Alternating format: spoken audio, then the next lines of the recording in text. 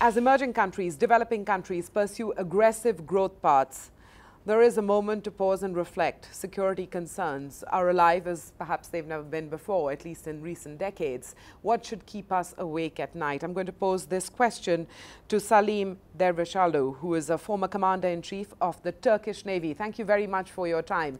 You've had engaging conversations here at the GrowthNet about a few concerns that should keep all of us in this region awake at night. I don't know any other way in which to put it, so I'm going to say, what should keep us awake at night? Well, very frankly, I described it with one word. It's fear. Fear. What makes us fear that keeps us awake at night? So my answer is there are several questions. In the past, when there were empires, it was the threat of occupation of other lands, etc. But the defense concept in recent decades, after especially the Second World War and the collapse of the Soviet Union, have changed considerably. And in the core, in my view, although I am a military man, in the core of security is economy today, because the expenditures for armed forces is very expensive. New and seeing a bit of a declining trend as well.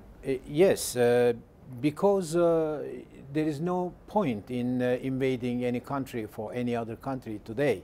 And with globalization, the cooperation between the country, among the countries in the world became quite intense. And with, of course, the information exchange, social media, etc., they are very effective tools for cooperation and connecting to defend one specific country herself, along with the others who feel the same threat for themselves also. So, in that sense, the role of military, in my view, have decreased considerably. And I foresee much less danger of military operations between two countries, attacking this one, defending the other one. And the forces, the military already, in my view, is becoming a force rather, how do you say, rather defend the country with their existence. But you know, that may be true perhaps of Turkey to an extent. If you look at the cuts in defense expenditure in India's recent budget, it may be true of India as well. But on the other hand, you have China, which is continuing to spend significant amounts and growing amounts on defense. So, how do you view that development? This is what I mean. I do not think that any country, and after the operations in Iraq and Afghanistan, even the United States, would think twice, I say, to get involved in military operations and solve their problems with military power. But this military power is absolutely necessary still, in order, as a symbol, as a defense, as a defensive measure existing in one country. But in certain regions, there may be some kind of clashes, short while, not a long while, because, as I said, the new weapons are very expensive. Support of the armies, very expensive.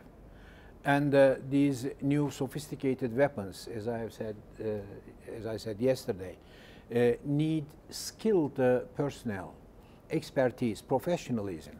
Which are in short supply. Yes, and also very expensive. So it takes a very long time to train a naval officer, especially, an Air Force pilot, etc. So these are expensive measures. But instead of that, alliances, international organizations for cooperation, etc., is improving in many ways, and that's and why that provides a bit of a safety net in itself. A kind of secure environment is provided through these organizations, and military became less a tool, one of the tools that is less important compared with the past. That's my view. We'll leave it at that. Those are indeed calming words from you to my provocative question. Thank you very much for your time. I thank you very much for inviting me. Thank you. Thank you.